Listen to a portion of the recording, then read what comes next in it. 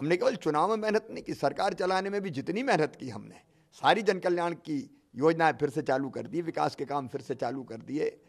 तो जो मेहनत सरकार चलाने में की वही मेहनत चुनाव में की और जनता का भरपूर आशीर्वाद मिला। मध्य प्रदेश की 28 सीटों पर मिले जनादेश ने यह तय कर दिया है कि प्रदेश की जनता स्थायी सरकार चाहती है।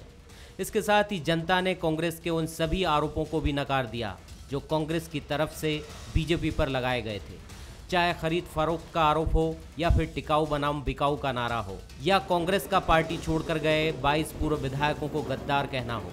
जनता ने कांग्रेस के सभी मुद्दों पर पानी फेर दिया। जनता की अदालत ने लोकतंत्र को गिरवी रखने के आरोप पर भी अपना फैसला सुना दिया। कांग्रेस लगातार अपने चुनावी प्रचार में लोकतंत्र की रक्षक होने की दुहाई देती रही, लेकिन कांग्रेस का ये नारा भी उसकी लाज नहीं बचा पाया। जनता और प्रशासन के बीच में है। नोटतंत्र जीत गया, लोकतंत्र हार गया। निश्चित तौर पर जनता हमारे साथ थी, है।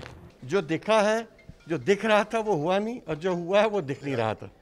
तो अब ये समीक्षा की बात है। और दूसरा, प्रजातंत्र में ऐसे, हर देश में ऐसे समय आता है जब लोग प्रजातंत्र को कैप्चर करते हैं। मध्य प्रदेश में मार्च 2020 को तब कांग्रेस सरकार संकटों में घिर गई जब जनता से किए वादों को लेकर कांग्रेस में कलह शुरू हुई। वचन पत्र को लेकर ज्योतिरादित्य सिंधिया ने अपनी ही सरकार पर नाराजगी जताई, लेकिन विवाद में कमलनाथ के सड़क पर उतरने वाले बयान ने आग में घी का काम किया। टकराव इतना बड़ा कि सिंधिया अपने 22 समर्थकों के साथ कांग्रेस से अलग होकर बीजेपी में आ गए।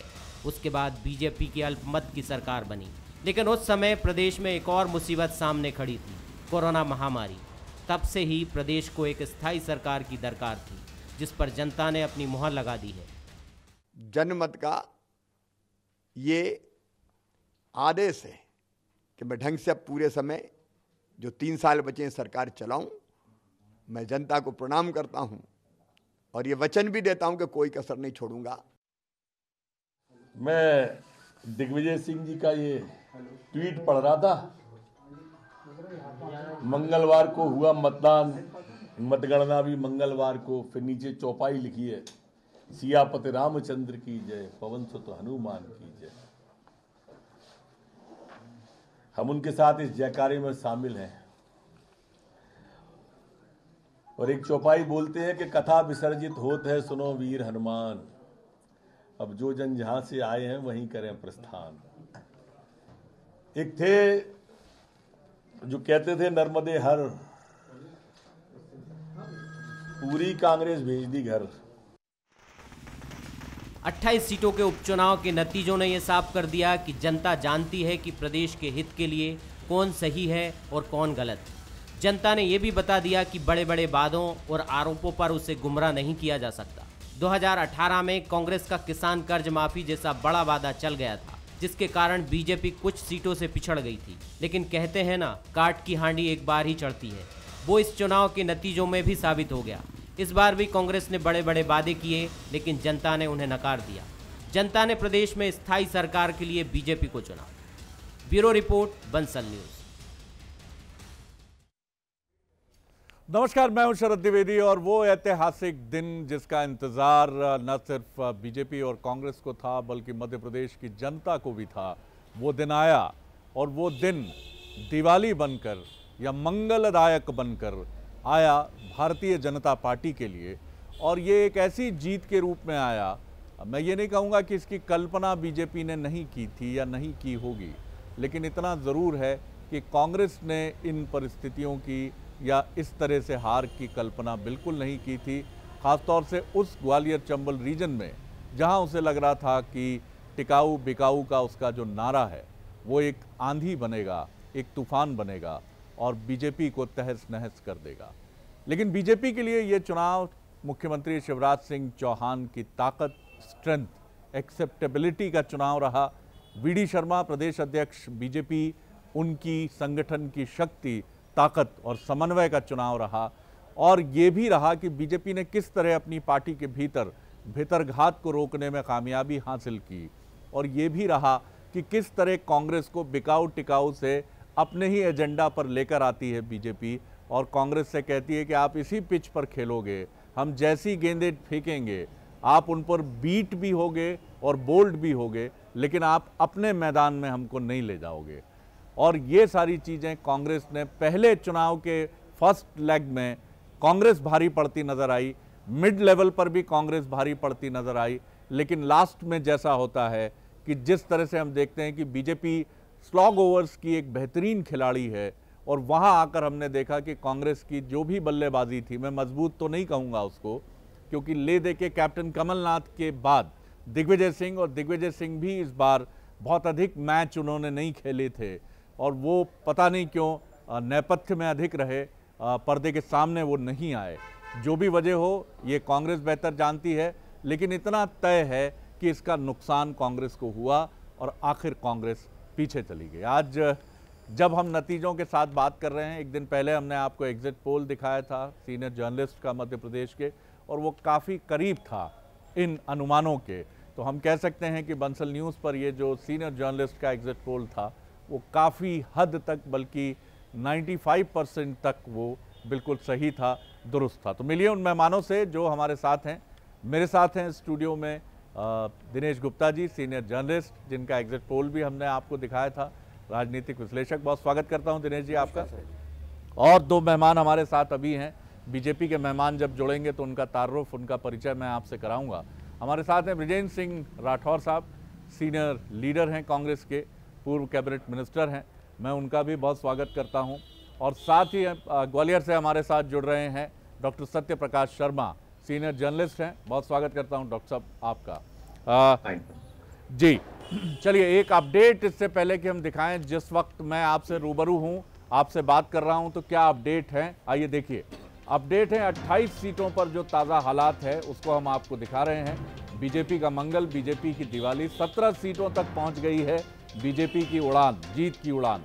बीजेपी 3 सीटों पर आगे चल रही है, यानी 17, 18, 19, 20 तक जा सकती है टैली, और 7 पर कांग्रेस है, 1 सीट पर कांग्रेस आगे चल रही है।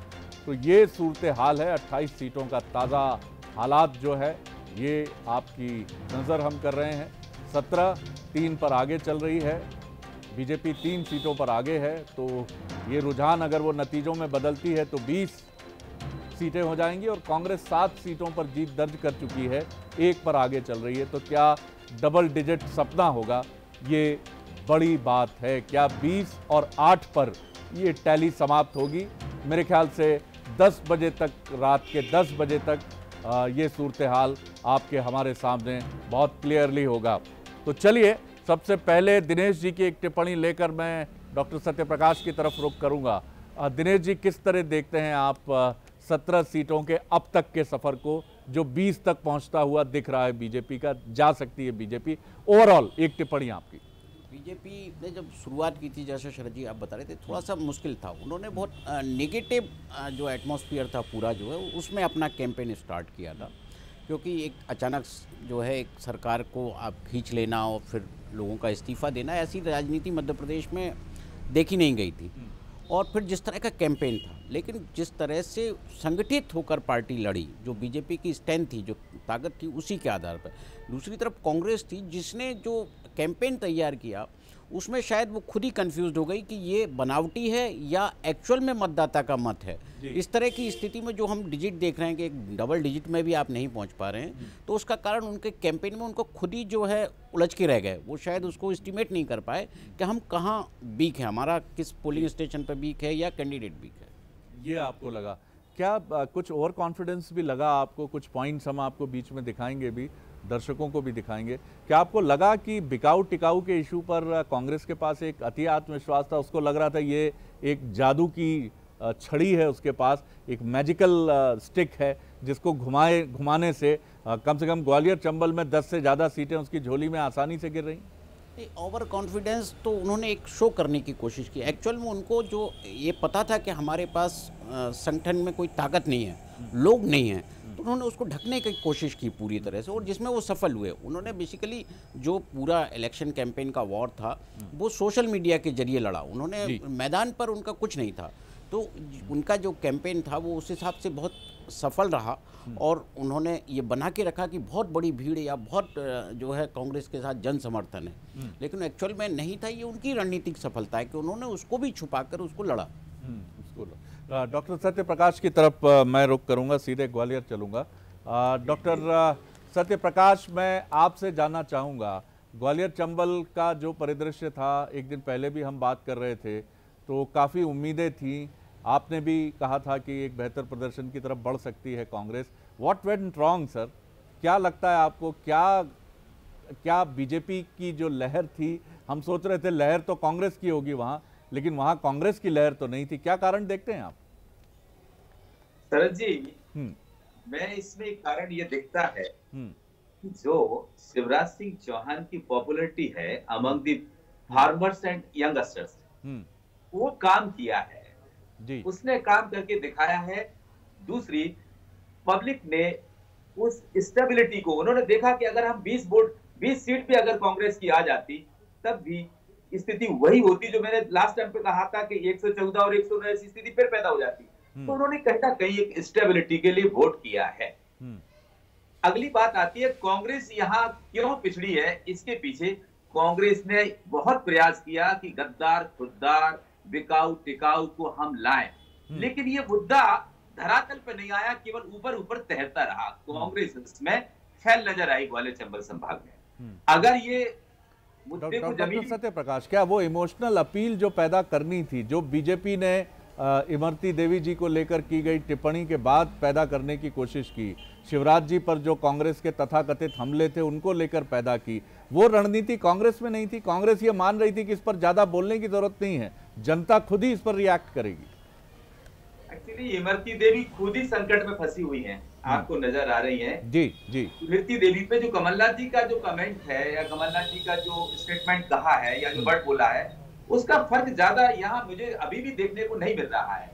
लेकिन ये बात पक्की है कि कांग्रेस ने ग्वालियर चंबल में एक ऐसी लीडरशिप को डेप्लॉयड नहीं किया जो कहीं ना कहीं सिंधिया जी के प्रभाव या शिवराज जी के प्रभाव को कम कर सकती थी। भले ही मेरे सामने ब्रजेंद्र सिंह जी बैठे हुए हैं, मेरे रिलेटिव ही है वो, तो वो मुरैना में रहे और उन्होंने मुरैना में काफी कुछ अच्छा किया, लेकिन इस पूरे चंबल संभाग में या ग्वालियर में उन्होंने, कांग्रेस ने केवल सचिन पायलट को भेजा। आप देखिए, बहुत अच्छा बिंदु बताने जा रहा हूं। सचिन पायलट को काउंटर करने के लिए, सिंधिया को काउंटर करने के लिए भेजा था, ना कि उनके गुर्जर कम्युनिटी के वोट को बू करने के लिए, बल्कि उन्हें सिंधिया को काउंटर करने के लिए।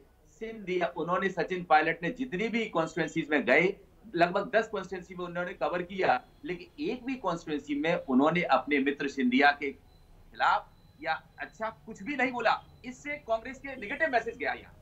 बिल्कुल, और जब कांग्रेस के लिए उन्होंने फायदा ना करते हुए नेगेटिव मैसेज दिया, जिससे कहीं ना कहीं कांग्रेस को एक नुकसान देखने को पड़ा।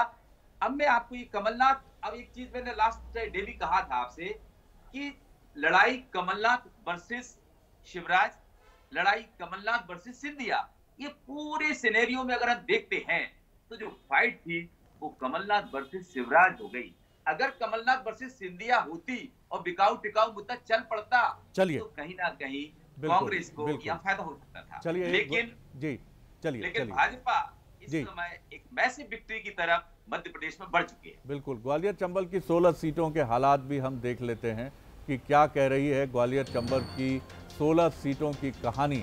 आइए देखिए, आपकी स्क्रीन पर ये तस्वीर उभर रही है और ये तस्वीर हमें बताएगी कि ग्वालियर चंबल की 16 सीटों की कहानी क्या कह रही है, और ये हमें बताएगी डबरा और ग्वालियर पूर्व में कड़ा मुकाबला है। चंबल क्षेत्र की 7 में से बीजेपी ने 3 सीटें जीती हैं। चंबल की अगर हम बात करें, जौरा अंबाह सीट पर बीजेपी की जीत हुई है। मेहगांव सीट पर कड़ा मुकाबला जारी है, अभी नतीजों का इंतजार। सुमावली, मुरैना, दिमनी और गोहद में बीजेपी की हार। ग्वालियर क्षेत्र की 9 सीटें हैं। ग्वालियर क्षेत्र की 9 सीटों में बीजेपी ने 6 सीटें जीती हैं। ग्वालियर, भांडेर, पोहरी, बम्बोरी, अशोकनगर और मुंगावली में जीत हुई है। डबरा और ग्वालियर पूर्व में कड़ा मुकाबला और करेरा सीट बीजेपी हारी है। चंबल क्षेत्र की 7 में से बीजेपी ने 3 सीटें जीती। Not bad sir. 50% से अधिक नतीजा लेकर बीजेपी आगे बढ़ी है। क्या कहेंगे दिनेश जी? जैसा कि हम देख रहे हैं कि इतनी अच्छी विक्ट्री यदि 2018 में होती भारतीय जनता पार्टी की थी तो शायद ये हालात ही नहीं होते। तो कहीं ना कहीं जो है ये कह सकते हैं हम कि वोटर ने जो गलती 2018 में की थी तो उसे एक चांस मिला करेक्शन करने का कि 2 साल के भीतर ही उसने अपना इसका करेक्ट कर लिया। उसको पता लग गया कि हमने जो कांग्रेस पार्टी को वोट किया था उससे क्या क्या नुकसान उसको हुए, तो इतनी जल्दी उसको सुधार का मौका मिल गया, उसने कर भी लिया। क्योंकि जो विक्ट्री है निश्चित तौर पर ये मध्य प्रदेश के इतिहास में दर्ज होने वाली विक्ट्री है। चलिए मैं एक रिएक्शन ले लेता हूँ बृजेंद्र सिंह राठौर जी की। बृजेंद्र सिंह राठौर जी हमारे साथ जुड़े हुए हैं। बृजेंद्र जी, बड़े अरमान रहे होंगे निश्चित तौर पर, बड़ी उम्मीदें भी रही होंगी निश्चित तौर पर, लेकिन मुझे लगता है कि कैप्टन कितना भी अच्छा हो, बृजेंद्र सिंह राठौर कितने भी अच्छे हों, लेकिन खेल 11 खिलाड़ियों का होता है। कम से कम 5-6 खिलाड़ी बेहतर प्रदर्शन करते हैं तो मैच जीता जाता है। क्या कहेंगे आप जी? निश्चित रूप से मैं आपकी बात से सहमत हूं कि कैप्टन कितना भी अच्छा हो, जब तक पूरी टीम नहीं हो तब तक काम नहीं चलता। लेकिन कई बार जब एम्पायर किसी टीम के साथ मिल जाता है तो वहां पर फिर दिक्कतें खड़ी हो जाती हैं। मैं जनभावनाओं का आदर करता हूं। शिवराज सिंह जी और उनकी टीम को, उनके राजनीतिक कौशल को और मशीनरी मैनेजमेंट को भी मैं अपनी तरफ से सलाम करता हूं। जो रिजल्ट हैं वो आपके सामने हैं। चंबल की अगर हम बात करें तो प्रदेश अध्यक्ष BD शर्मा जी हैं, वो जहां जिस विधानसभा से आते हैं वहां पे भी हम लोग जीते हैं। मुरैना में 5 में से 3 सीटें हम जीते हैं। आप वहां की बात करें, भिंड की बात करें तो एक हम क्लियर जीते हैं, एक के ऊपर हम जीत सकते हैं। लेकिन ग्वालियर में 1 सीट हम जीत रहे हैं, उसके बाद डबरा में वो सीट हम जीत रहे हैं, करेरा में हम सीट जीते हैं। तो कुल मिला जुला के ग्वालियर चंबल का जो सिनेरियो है वो बहुत बदला हुआ हम नहीं कह सकते हैं। लेकिन जो हो गया। मैं जन भावनाओं का आदर करता हूं और स्वाभाविक रूप से अब जो रिजल्ट है वो तो आपके सामने है, उसके ऊपर जाने से कोई मतलब नहीं है। लेकिन माननीय मुख्यमंत्री जी को मैं अपनी तरफ से सलाह जरूर देना चाहता हूं कि अब हमारे प्रधानमंत्री जी काफी मेहनत कर करके उम्र दराज हो गए हैं और इतनी लोकप्रियता माननीय शिवराज सिंह जी की है, तो अब वो थोड़ा सा आगे बढ़े और प्रधानमंत्री जी की कुर्सी पर बैठ के देश की सेवा करें, हमारे मध्य प्रदेश का भी विकास हो। और यहाँ पर भी अब सिंधिया जी को मौका मिल सकता है, नरोत्तम मिश्रा जी हैं, हमारे गोपाल भार्गव जी हैं, या और जो वरिष्ठ लोग हैं मध्य प्रदेश में, काफी लंबा समय उनको हो गया। तो अब इन लोगों के लिए भी छोड़ें और घोषणाओं के बजाय अब क्रियान्वयन करने का काम करें। अब वक्त जो है, अब पक्ष विपक्ष जो होना था, विरोधाभास जो होना था वो हो गया। अब उन सब बातों को भूल के मध्य प्रदेश की जो हमारी वास्तविक समस्याएं हैं उनको हमें समझना पड़ेगा। विकास की बात हो, चाहे लोगों की जन समस्याओं की बात हो, कोरोना से संबंधित समस्याओं की बात हो, अब वक्त आ गया है कि हमें मिलके हमें सोचना पड़ेगा। एक अच्छे विपक्ष के नाते मैं इतना आपके चैनल पर जिम्मेवारी से कह सकता हूं कि हम लोग पूरी ईमानदारी से उनको सहयोग करने के लिए तैयार रहेंगे, बशर्ते कि वो जन भावनाओं का आदर करें, केवल घोषणाएं नहीं करें, उसको अमल पे भी लाएं और विकास के रास्ते पर चलें। और जहां तक व्यक्तिगत हमारी बात है तो निश्चित रूप से अगर हम लोग पीछे हैं तो ये हमारे लिए आत्मचिंतन का विषय है, उस पर हम आत्मचिंतन भी करेंगे और पार्टी के से जो फीडबैक आएगा उसकी समीक्षा भी करेंगे। चलिए, हमारे साथ मध्य प्रदेश के कृषि मंत्री और senior Bharatiya Janata party leader Kamal Patel साहब भी जुड़ गए हैं। बहुत स्वागत करता हूं पटेल साहब आपका, और बहुत बधाई और शुभकामनाएं आपको। और महाकाल की नगरी से विधिवत पूजा पाठ और धन्यवाद प्रेषित करके, आत्मीयता से प्रणाम करके आप लौटे हैं। सुनिए आपने बात जो बृजेंद्र जी ने कही। अब कांग्रेस की भी जिम्मेदारी बढ़ गई है। शतक वो जरूर नहीं बना पाए, संख्या का ठिठक गए शतक के पहले ही, लेकिन एक बड़ा साइज है अपोजिशन का भी, उनकी भी जिम्मेदारी है कि वो आपको बिल्कुल देखते रहें, गौर से आपके काम की समीक्षा करें और ठीक रास्ते पर रखने में मध्य प्रदेश की जनता के सामने सरकार को मदद करें। किस तरह से आप देखते हैं, क्या ताकत आप देखते हैं? संक्षेप में आपसे जवाब चाहूंगा। ओवरऑल पूरी इस शानदार जीत पर आपका रिएक्शन। देखिए, ये जो जीत है, ये लोकतंत्र में सबसे बड़ी शक्ति होती है जनता। ये जनता की जीत है और भारतीय जनता पार्टी की जीत है, हमारे नेतृत्व की जीत है जी। हमारे साथ जो ज्योतिर्दित्य सिंधिया जी आए हैं भारतीय जनता पार्टी में, उनका भी अहम रोल है, उनकी भी जीत है। जो मंत्री और विधायक जिन्होंने त्याग किया जी, 6 मंत्रियों ने अपने पद से इस्तीफा दिया, विधायक ने अपने सत्ता पार्टी से इस्तीफा दिया जी।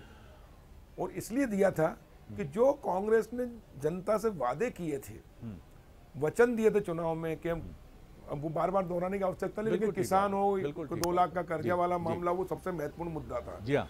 महिलाओं का समूह वाला भी कम नहीं आंक सकते हम, वो भी बहुत महत्वपूर्ण मुद्दा था। युवाओं को बेरोजगारी भत्ता देने का 4000 का, वो भी बहुत महत्वपूर्ण था। ये चुनाव जीतने में कांग्रेस को जो 18 में जीती थी, उसमें महत्वपूर्ण अहम रोल था। वृद्ध, दिव्यांग और विधवा बहनों को, माताओं को 1000 पेंशन कर देंगे, दैनिक वेतन भोगियों को रेगुलर कर देंगे, हर वर्ग को तो जो उन्होंने वचन दिए थे, और सत्ता में आ गए, लेकिन उसको पूरा नहीं किया। ने पूरा किया ना ईमानदारी से, उसके लिए कोई प्रयास किए और लूटने में लग गए। तो इसलिए जनता त्राही त्राही कर रही थी और कांग्रेस के कुशासन से 15 महीने में यह हो रहा था, गलती हो गई, भूल हो गई, गलती हो गई, गलती हो गई। अब कांग्रेस की सत्ता जाना चाहिए, लेकिन 5 साल नहीं जाएगी। ऐसे में जो जनता चाहती थी प्रदेश की, मध्य प्रदेश की, कि इन्होंने तबाह कर दिया, योजनाएं सारी बंद कर दी, हर वर्ग को नाराज कर लिया, हर वर्ग को दुखी कर दिया।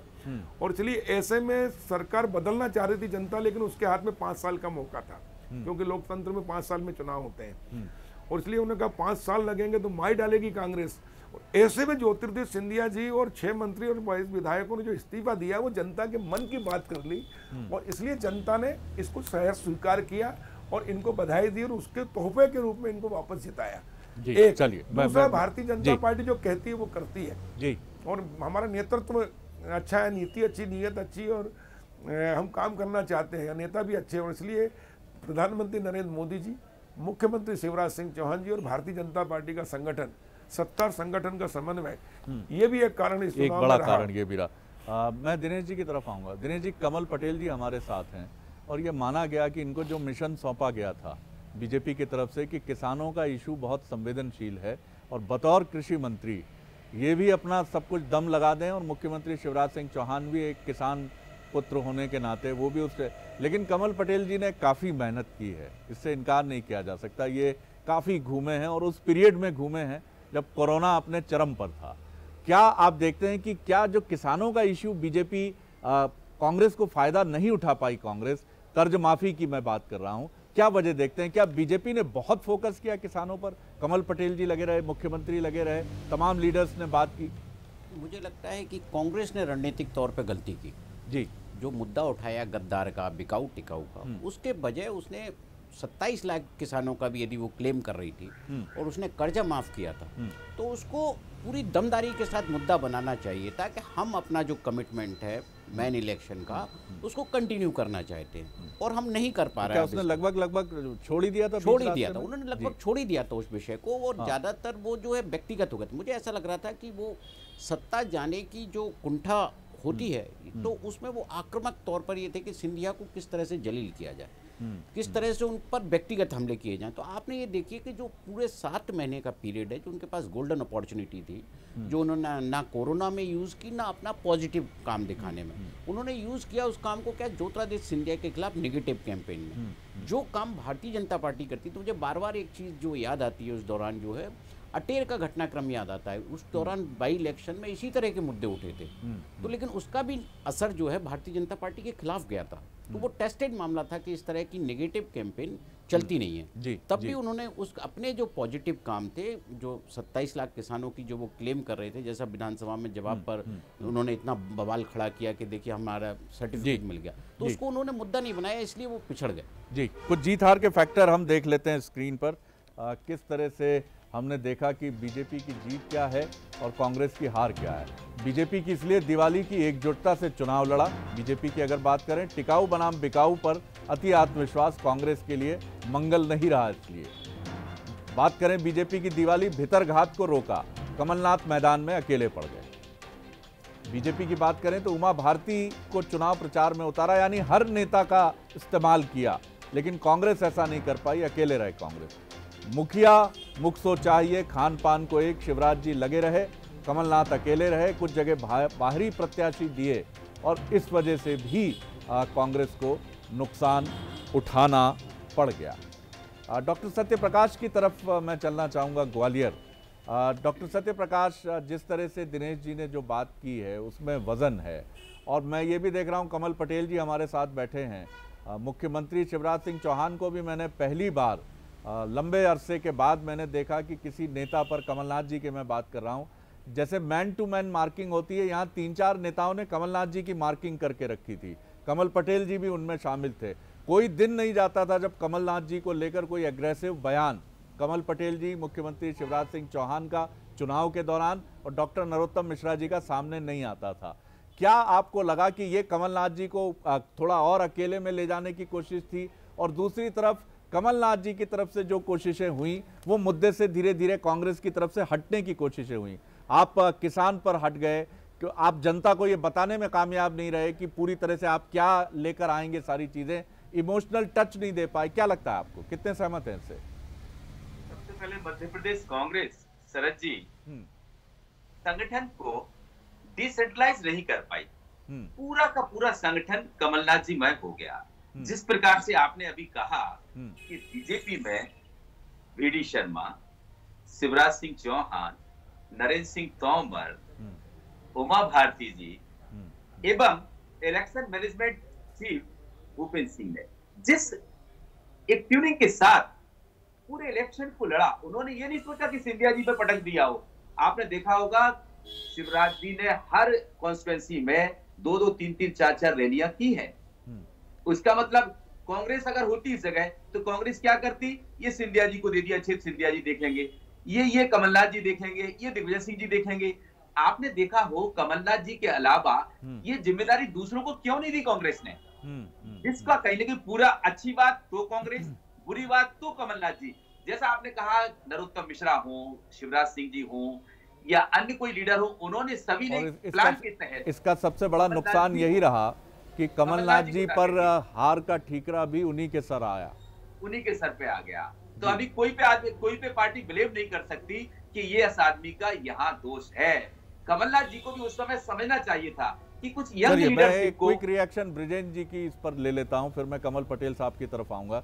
ब्रिजेन जी, ये बड़ा अहम मसला रहा और यही वजह रही कि जीत होती तो कमलनाथ जी के सर सेहरा बनता और हार होती तो अब हार हुई है तो ठीकरा भी उन्हीं के सर जा रहा है।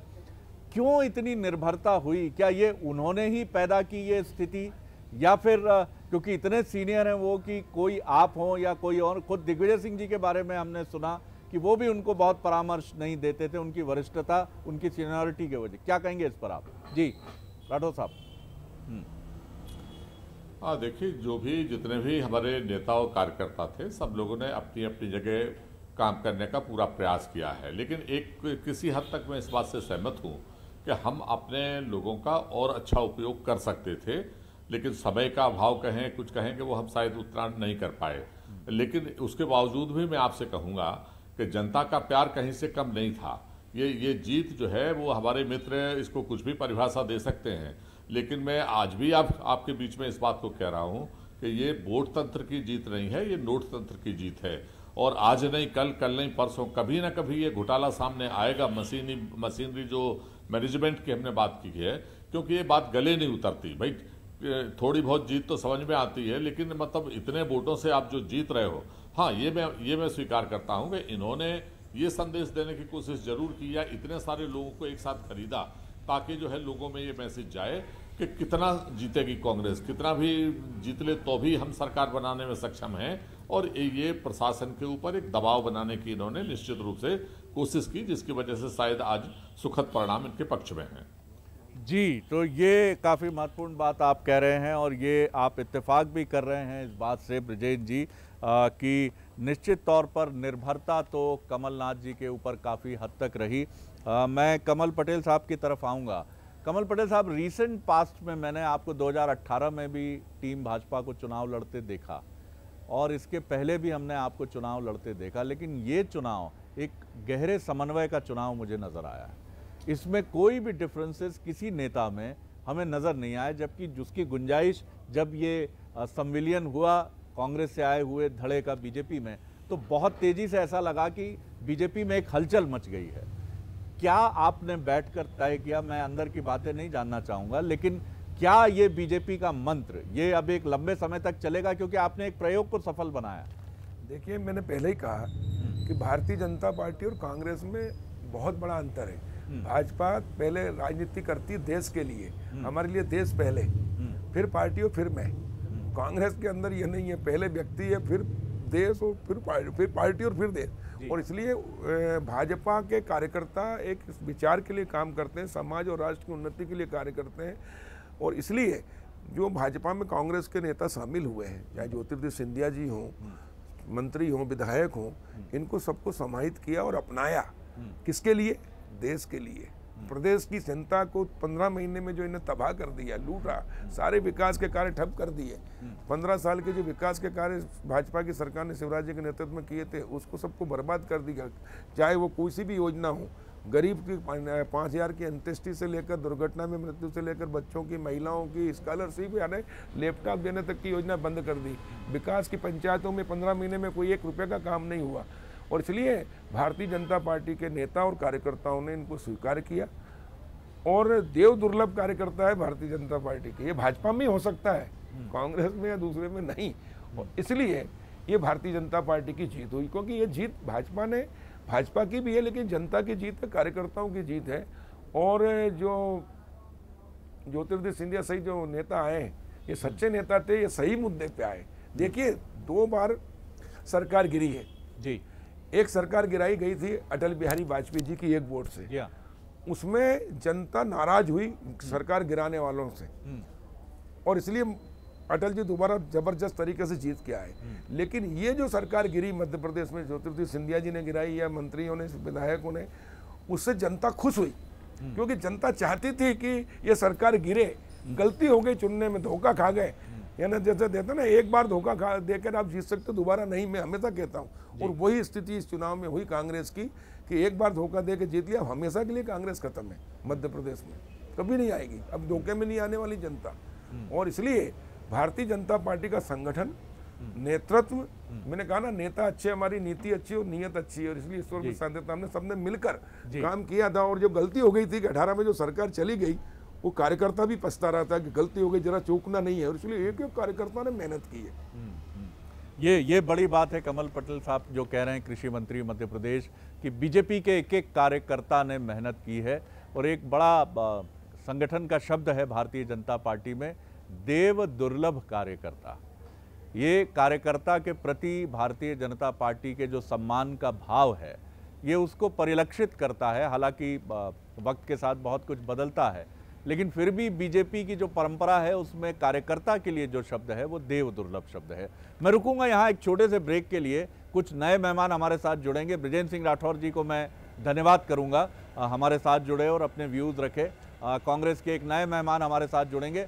आगे हम जब बात करेंगे तो ये चीज़, क्योंकि अब आप बीजेपी एक टास्क को पूरा कर चुकी है। बात करें दिवाली के चंद दिनों पहले, करीब 4 दिन पहले, ये मंगलवार बीजेपी के लिए न सिर्फ मंगल है, बल्कि दिवाली का एक उल्लास भी बनकर आया है। और दिवाली 4 दिन पहले ही बीजेपी, उसके नेताओं और उनके कार्यकर्ताओं ने मना ली है।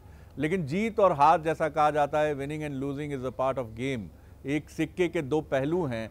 तो कांग्रेस के लिए भी मैसेज यही है कि फिर से अपने को एक ताकत हासिल कीजिए, फिर मैदान में खड़े होइए, क्योंकि आपकी संख्या जो है विधानसभा में वो लगभग 100 के करीब पहुंचकर रुक गई है। तो ये बताती है कि जनता ने आपको भी खारिज नहीं किया है, और आपको भी ये मैसेज दिया है कि आप ताकत से अपनी भूमिका का निर्वाह करिए। देखते हैं 3 साल बाद आपकी स्ट्रेंथ का भी मूल्यांकन करते हैं और फिर फैसला करेंगे। तो कांग्रेस के लिए मैसेज बहुत साफ है। क्या परिवर्तन होंगे, क्या चीज़ें होंगी, इस पर हम लगातार बात करेंगे। लेकिन पहले देखते हैं कि जो अधिक और कम मार्जिन से इस बेहद महत्वपूर्ण उपचुनाव में, या मैं चुनाव ही कहूँगा इसको, जो हार और जीत हुई है, आइए एक नज़र उस पर हम ज़रूर डालना चाहेंगे कि सीटों पर तस्वीर क्या रही है। सबसे बड़ी जीत, सबसे छोटी जीत प्रभुराम चौधरी और रक्षा सिरौनिया की है। 63,000 से ज़्यादा प्रभुराम चौधरी साहब हैं, और रक्षा सिरौनिया साहब आपने खुद देखा कि कितना कम मार्जिन है, 161 वोट है, जो बताता है कि टक्कर कितनी दिलचस्प भी रही है इस चुनाव की। अगर हम बात कर लें, बड़ी और छोटी जीत प्रभुराम चौधरी 63,135 और 161 वोटों से जीते हैं रक्षा सिरौनिया। एक सीट है भोपाल से लगी हुई सांची की, और एक सीट है ग्वालियर चंबल रीजन की। तो ये सबसे बड़ी और सबसे छोटी जीत की एक तस्वीर हम आपके लिए लेकर आए हैं। हमारे साथ जुड़ गए हैं कांग्रेस के युवा विधायक कुणाल चौधरी, और ये एक ऐसे नेता हैं कांग्रेस के जिन पर आपको निगाह रखनी चाहिए, और हम उनसे बात करेंगे। अभी कुछ ऑडियो से जुड़ा हुआ विषय है, वो जैसे ही हम उसको रिजॉल्व करेंगे हम उनसे बात करेंगे। कुणाल जी हमारे साथ जुड़ गए हैं, बहुत स्वागत करूंगा मैं कुणाल जी का। एक बार फिर मैं रुक करूंगा ग्वालियर चंबल की तरफ और डॉक्टर सत्यप्रकाश की तरफ चलूंगा। डॉक्टर सत्यप्रकाश, ज्योतिरादित्य सिंधिया ये एक ऐसा फैक्टर है जो इस इलेक्शन में बहुत इंपॉर्टेंट रहा, जैसा कमल पटेल साहब अभी कह रहे थे कि एक सच्चे नेता हैं, और बार बार ये बात कही गई कि जब वो चर्चित स्टेटमेंट था कि सड़क पर उतर जाएं, तो कमलनाथ जी ने जब थोड़ा सांकेतिक शब्दों में कह दिया था उतरना है तो उतर जाएं, और उसके बाद कहानी वाकई कांग्रेस की पटरी से उतर गई और सड़क पर आ गई। ज्योतिरादित्य सिंधिया जी का जो स्ट्रेंथ है, अब आप उसको किस तरह देखते हैं? ग्वालियर चंबल रीजन की भी बात करूंगा, और चूंकि यहाँ क्षत्रप कल्चर बीजेपी में नहीं है, तो मध्य प्रदेश में भी उनकी भूमिका किस तरह से आप उसका असेसमेंट करते हैं? जी, कांग्रेस में जो उनकी भूमिका थी शरद जी, आई थिंक बीजेपी में तो वो भूमिका नहीं रहने वाली है जी, ये तो पक्का तय है। बीजेपी 2018 में जो स्लिप हुई, उस स्लिप से दोबारा आने के लिए ज्योतिरादित्य सिंधिया ने एक मौका दिया है बीजेपी को। तो बीजेपी ने जो कमी छोड़ी थी, उस कमी को 2020 के चुनाव में उन्होंने पूरा कर दिया। लेकिन यह महत्वपूर्ण बात मैं आपको बताने जा रहा हूं, जैसा आपने खुद ही बोला था कि मैं इसको चुनाव मानूंगा, उपचुनाव नहीं जी। मैं इसको मिनी असेंबली पोल कह सकता हूं, क्योंकि आपने देखा हो जब भी कोई जनरल इलेक्शन होता है तो वहां पर जो टारगेट होता है वो 50% से एक अधिक होता है। लेकिन कांग्रेस के साथ यहां पर जो टारगेट था वो 100% था, जबकि बीजेपी के साथ वो केवल अराउंड 30% था, 28 to 29% था। तो कांग्रेस के सामने एक बड़ी चुनौती थी, जबकि बीजेपी के सामने उतनी बड़ी चुनौती नहीं थी। जैसे फॉर एग्जांपल हम कभी किसी कंपटीशन की तैयारी करते हैं या एग्जाम की तैयारी करते हैं, तो जब टारगेट बड़ा होता है तो घबरा जाते हैं। मुझे ऐसा ही लगता है कि बीजेपी कांग्रेस उसको मैनेज तरीके से नहीं कर पाई। अब रही बात ज्योतिरादित्य सिंधिया की ग्वालियर चंबल में, तो ग्वालियर चंबल में ज्योतिरादित्य सिंधिया का जो वजूद कांग्रेस में देखने को मिलता था, क्योंकि कांग्रेस के वो क्षत्रप के रूप में देखे जाते थे। उनकी मर्जी के बगैर वाकई यहाँ कुछ भी नहीं होता था। लेकिन अब बीजेपी में यहाँ एक से क्षत्रप हैं, नरेंद्र सिंह तोमर, बीडी शर्मा, प्रभात झा जी, इस प्रकार से ये बड़े नाम हैं। इन नाम के साथ ज्योतिरादित्य सिंधिया क्या अपनी कांग्रेस के बराबर की इमेज यहाँ बना पाएंगे, ये वाकई देखने वाली चीज है, और भविष्य में देखने को भी मिलेगा कि ये शायद उस मुकाम पर मेरे अंदाज से नहीं पहुंच पाएंगे। क्योंकि अगर ये 16 में से अगर 14 सीट जीतते तो वाकई जो असर होता वो असर आज उनका यहाँ ग्वालियर चंबल में उतना देखने को नहीं मिलेगा। लेकिन हाँ, उन्होंने रेस्पेक्टेबल एक चलिए शिवराज सिंह की बड़ी भूमिका है। चलिए, मैं कुणाल चौधरी जी की तरफ रुख करूंगा। बहुत स्वागत करता हूं। नमस्कार एक बार फिर आपका जी।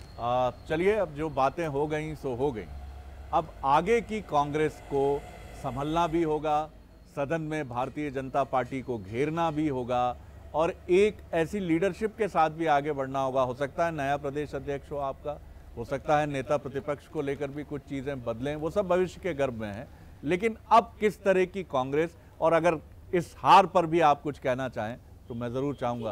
हार नहीं, एक तरीके से लोकतांत्रिक मूल्यों का और जनता का मैं धन्यवाद देना चाहूंगा, और कार्यकर्ताओं का धन्यवाद, जिस मेहनत तरीके से, जिस तरीके से उस चुनाव को अचीव करा। और जो अभी जहाँ पे अभी शर्मा जी कह रहे थे, बहुत बेहतर बात है कि मध्य प्रदेश की जनता भी देख रही थी कि हमें 28 सीटें चाहिए, और कहीं ना कहीं भारतीय जनता पार्टी को 5-7 सीटों की जरूरत है। और जिस मेहनत के दम पे चुनाव लड़ा, जिस बेहतर प्रबंधन के साथ चुनाव लड़ा, और आज जो ग्वालियर चंबल में जहाँ कहा जा रहा था कि 70,000 कार्यकर्ता चले गए, बूथ पर बैठने वाले नहीं मिलेंगे, वहाँ जिन परिस्थितियों में बेहतर चुनाव जीते, कई मंत्री चुनाव हारे, कांग्रेस के कई लोग 30,000 वोट से जीते, भारतीय जनता पार्टी तीसरे नंबर पर।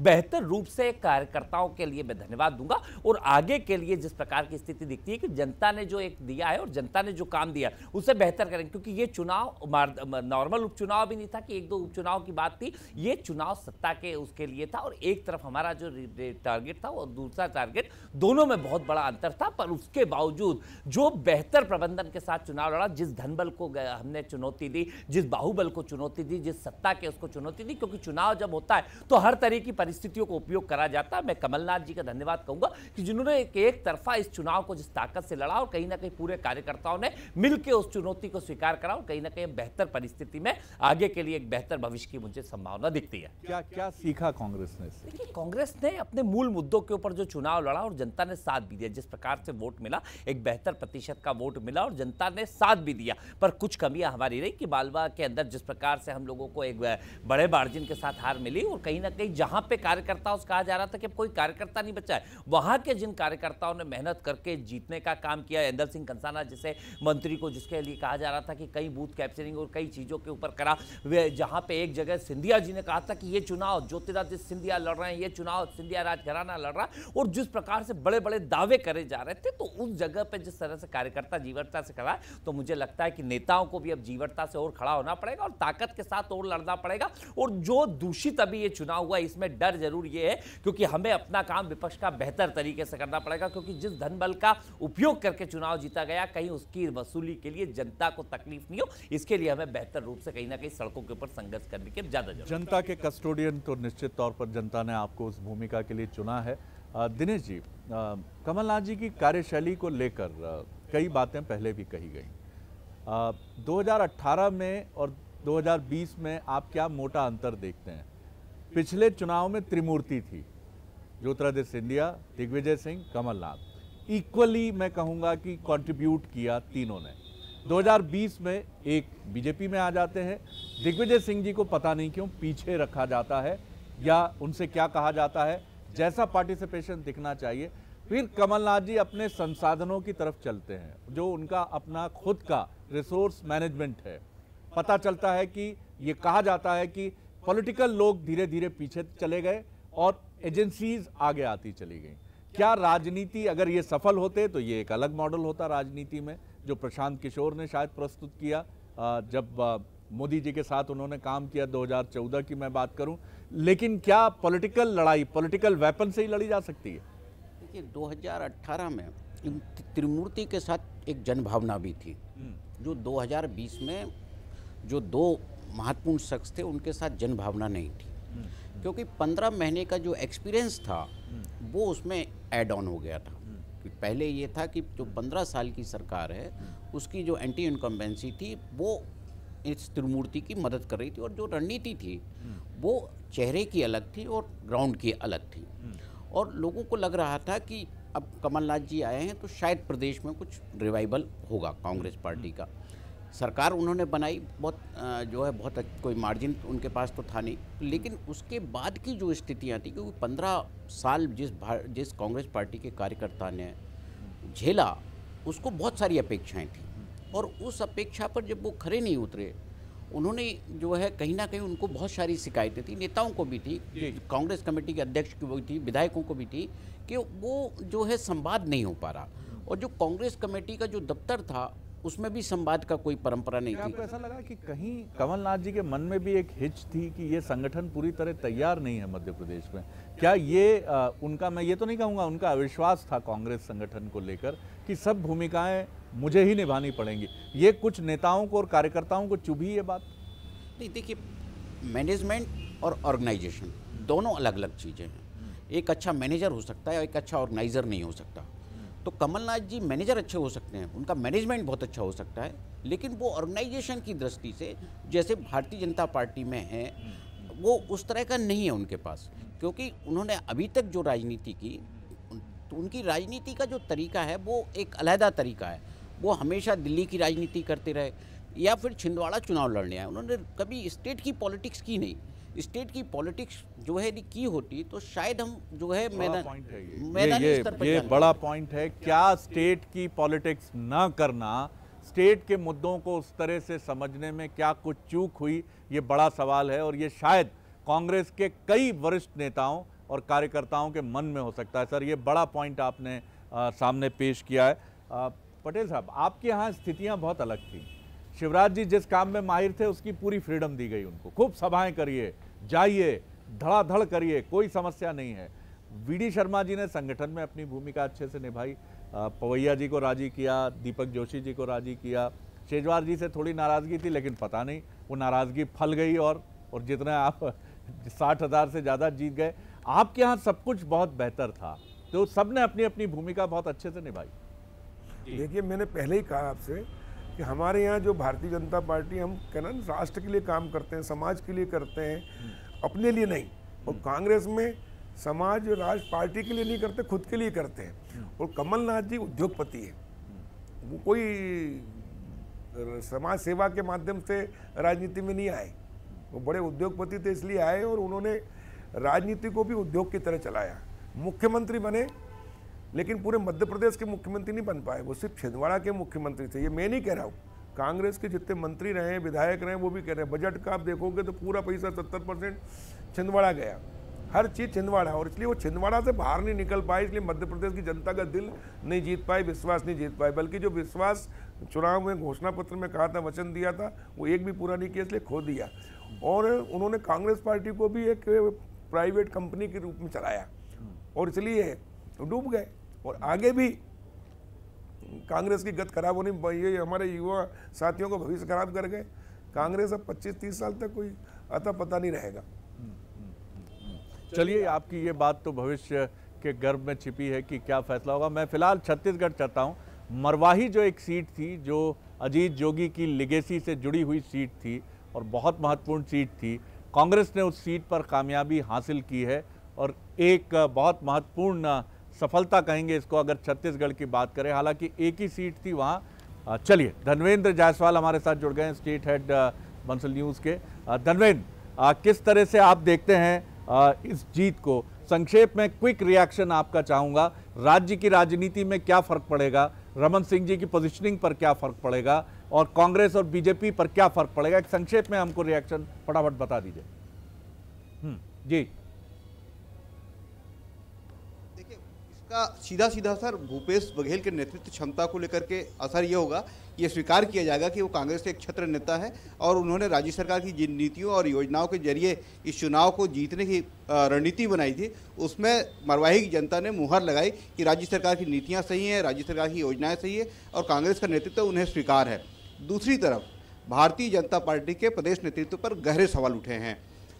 2018 के चुनाव में हारने के बाद ये तीसरा उपचुनाव है और तीसरा उपचुनाव बहुत बुरी तरह भारतीय जनता पार्टी को हार का सामना करना। 38,000 से ज़्यादा वोट, वो भी तब जेसीसी जे ने समर्थन दिया। अमित जोगी लगातार ये कह रहे थे कि मरवाही की जनता से मैं कांग्रेस के खिलाफ न्याय मांगता हूं और इसके लिए भारतीय जनता पार्टी के पक्ष में वोट करें।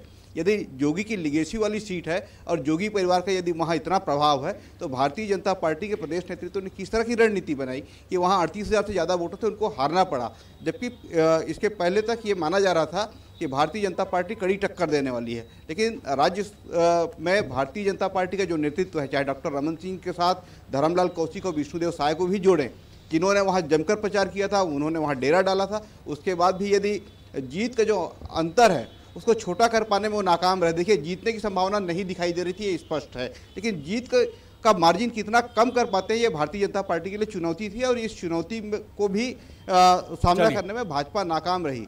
38,200 वोटों का अंतर रहा है, तो अब ये सवाल तो उठेगा भाजपा के प्रदेश नेतृत्व पर। चलिए, मैं बहुत शुक्रिया करता हूँ, धन्यवाद करता हूँ धनवेंद्र। तो धनवेंद्र थे मरवाही के अपडेट के साथ और फिलहाल मैं हेडलाइंस के लिए रुख करूंगा अपने सहयोगी दीपक की तरफ, लेकिन उसके बाद एक क्विक रिएक्शन लेकर 5 मिनट या 7 मिनट का एक क्विक रिएक्शन लेकर मैं इस बातचीत को विराम दूंगा, क्योंकि मोटे तौर पर हम बहुत सारी चीज़ों को डिस्कस कर चुके हैं और उसके बाद दीपक बुलेटिन को आगे बढ़ाएंगे। लेकिन पहले मैं दीपक की तरफ रुख कर रहा हूं हेडलाइंस और अपडेट्स के लिए कि क्या सूरत हाल है मध्य प्रदेश में इस चुनाव का, जिसे कहा तो गया उपचुनाव, लेकिन ये उपचुनाव से भी बहुत आगे का मामला था। सर जी, कमल पटेल साहब, मैं आपकी तरफ आता हूं। एक प्रयोग आपने सक्सेसफुल उसका चरण पूरा कर लिया, अब ये साथी आपके जो अब मंत्री के तौर पर बीजेपी के एक महत्वपूर्ण हिस्से के तौर पर आपके साथ काम करेंगे। अब ये 3 साल आपके और उनके भीतर के और समन्वय की एक परीक्षा के तौर पर सामने होंगे। ज्योतिरादित्य सिंधिया भी एक सीनियर लीडर है, जैसा ग्वालियर से हमारे सीनियर जर्नलिस्ट कह रहे थे कि बड़े दिग्गज हैं आपके बीजेपी के वहाँ से, और आपके यहाँ क्षत्रप यानी बीजेपी में क्षत्रप कल्चर नहीं है। इन तमाम चीज़ों को लेकर आगे बढ़ना, कितने आप आशान्वित हैं कि आप सफलता से आगे बढ़ेंगे? पूरी तरह से आशान्वित हैं, क्योंकि भारतीय जनता पार्टी दुनिया की सबसे बड़ी राजनीतिक पार्टी है, समुद्र है, और समुद्र में जो भी शामिल होता है वो उसका समाहित हो जाता है। और अब जितने लोग भारतीय जनता पार्टी में आए, अब ये कांग्रेस के नहीं है, भाजपा के हो गए, और भाजपा के कमल के फूल पे चुनाव लड़ के जीत गए, और इसलिए किसी तरह की कोई कठिनाई नहीं होगी। हम सब मिलकर इस प्रदेश को स्वर्णिम प्रदेश बनाएंगे, और प्रधानमंत्री नरेंद्र मोदी जी का जो संकल्प है आत्मनिर्भर भारत, तो आत्मनिर्भर मध्य प्रदेश बनाएंगे। सबका साथ, सबका विकास और सबका विश्वास जीत कर ये हम काम करेंगे। चलिए, इसके लिए शुभकामनाएं आपको। कुणाल जी, आपके लिए मैसेज बहुत साफ है कि एक नई कांग्रेस की ज़रूरत है। मैं फिर 2003 से लेकर 2020 तक की बात करूंगा। ये कांग्रेस वो कांग्रेस नज़र नहीं आई है जो 93 से 2003 के पहले तक की कांग्रेस थी, या उसके पहले अर्जुन सिंह जी की कांग्रेस थी, या उसके पहले श्यामा चरण जी और विद्या चरण जी की कांग्रेस थी, मोतीलाल वोरा जी की कांग्रेस थी। उस कांग्रेस को वापस लाने की मशाल कुणाल चौधरी के हाथ में है, जयवर्धन सिंह जी के हाथ में है, जीतू पटवारी के हाथ में। कि मैं बताऊंगा कि अब जो बिल्कुल चिंतन मनन करके एक नई कांग्रेस का आपको उदय दिखेगा, जिसमें अनुभव भी होगा, जो अनुभव माननीय कमलनाथ जी, दिग्विजय सिंह जी का जो अनुभव की कोई सानी नहीं होती, और ऊर्जा नौजवानों की होगी, और दोनों का मिला जुला रूप करके कहीं ना कहीं मध्य प्रदेश के अंदर बेहतर रूप से। और इन निर्णयों को भी मैं बहुत अच्छा मानता हूं कि जिस तरीके से कार्यकर्ताओं ने काम किया, और एक आलाम भी हमें मिला कि हमें भी और ज़्यादा संगठन पर काम करने की जरूरत है। बेहतर रूप से 3 साल में हम काम करेंगे, और बेहतर रूप से संगठन के ऊपर काम करते हुए कहीं ना कहीं अलग तरीके से 2023 में आपको कांग्रेस देखने को मिलेगी। अनुभव और ऊर्जा के मेल के साथ मध्य प्रदेश की जनता के साथ हम काम करेंगे, और मध्य प्रदेश की जनता ने जो हमें काम दिया कि विपक्ष में रह के उनके हक और अधिकार के लिए आवाज उठाए, और जिन मुद्दों के ऊपर मध्य प्रदेश में सत्ता बनी है, जिन मुद्दों के ऊपर बनी हुई है, अब कैसे बनी, क्या बनी, उन बातों पर मैं नहीं जाऊंगा, पर कहीं ना कहीं उस ताकत से लड़ने का काम करेंगे, सड़क पर संघर्ष करेंगे, और कहीं ना कहीं मध्य प्रदेश की जनता के दिलों में जो थोड़ा विश्वास हम कम ला पा पाए, उसे पूरी तरीके से आगे हम पाएंगे। नए प्रदेश अध्यक्ष जीतू पटवारी, नहीं, ये कोई भी बात अभी इस तरह के प्रदेश अध्यक्ष अभी हमारे नेता माननीय कमलनाथ जी है, उनके नेतृत्व में हमने इस चुनाव को लड़ा है, और पूरे बेहतर रूप से उनके नेतृत्व में, और उनका अनुभव, क्योंकि अनुभव की कोई सानी नहीं होती, उनका इतने अनुभवी नेता, और ये चीज तय पूरी चीजें मिल के होगी। कल हमारी विधायक दल की बैठक है जिसमें सब लोग आ रहे हैं, आत्मचिंतन और मंथन भी होगा, और आगे की रूपरेखा रणनीति के साथ पूरे हमारे वरिष्ठ नेताओं के साथ मिलकर इसमें कर बनाई जाए। आपके यहाँ बड़ी खुलकर बात होती है, तो कल बड़ी खुलकर बात तो होगी। हमेशा खुल के बात होती है, और राजनीति में खुल के बात होना भी चाहिए, अपनी बातों को रखना भी चाहिए, और लोकतांत्रिक मूल्यों के साथ कहीं भी अपनी बातों को बेहतर रूप से कांग्रेस पार्टी का कार्यक्रम भी हो सकते हैं। फैसले का दिन अभी नहीं, अभी तो मंथन का दिन है, मंथन के बाद फैसले होंगे, अभी समय भी है, और लोकतांत्रिक मूल्यों के साथ समय के साथ चीजें चलेगी, और कहीं ना कहीं आप देखेंगे कि बेहतर रूप से समन्वय के साथ, क्योंकि एक धोखा हमें मिला, जिस प्रकार से एक गद्दारी हमारे साथ करी गई हमारे एक परिवार के सदस्य द्वारा, तो इस तरीके की चीजों से भी बचने के लिए उपाय करे जाएंगे कि कहीं भी आगे से ढोल बजा के जो एक करे जाते थे, जो छपरप की आपने बात कही कि ज्यादा सम्मान भी, कि सबका जितना सम्मान होना चाहिए उतना ही होना चाहिए, एक व्यक्ति को बहुत ज्यादा दे दो तो भी वो पचा नहीं पाता। मुझे लगता है भारतीय जनता पार्टी ने उन्हें सही जगह दिखाई है, और जनता ने भी दिखाई कि जहां बोला था कि ये चुनाव मेरा है, इस परिवार का है, उस जगह जनता ने भी उन्हें सबक सिखाने का काम किया। साहब, आप कुछ रोशनी डालना चाहेंगे जो बात कुणाल जी ने कही है? कुणाल जी ने जो बात कही है, कुणाल जी हारने के बाद में भी हार को स्वीकार नहीं कर रहे हैं, यही कांग्रेस का अहम और अहंकार कांग्रेस को ले डूबा और आगे भी ले डूबेगा।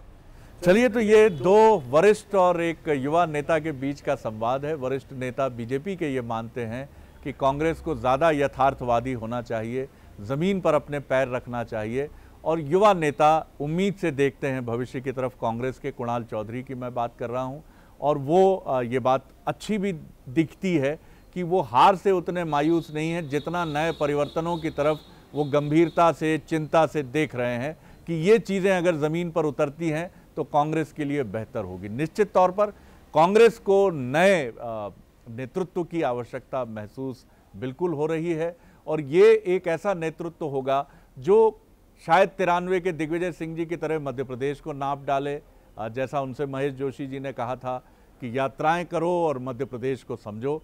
तो कांग्रेस को एक ऐसे युवा नेतृत्व की ज़रूरत तो बेहिचक लगती है जो शिवराज जी की तरह पाँव वाले भैया की तरह या बीजेपी कल्चर की तरह धूल उड़ाते हुए मध्य प्रदेश की गलियों को नाप डाले।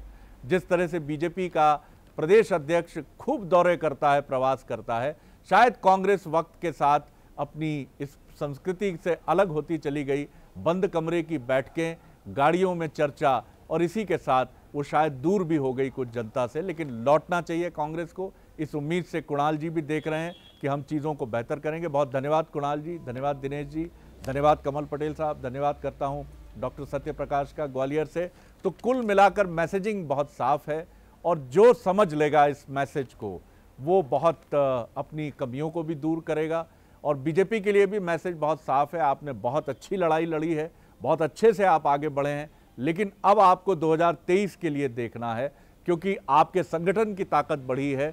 जो प्रयोग आपने सफलतापूर्वक अब तक इम्प्लीमेंट किया है, आगे उस सफलता को और बढ़ाना है। और कोरोना काल में, आर्थिक संकट में, वैश्विक आर्थिक मंदी के बीच में मध्य प्रदेश को विकास के रास्ते पर भी ताकत से ले जाना है। चुनौतियां बड़ी हैं बीजेपी के सामने भी।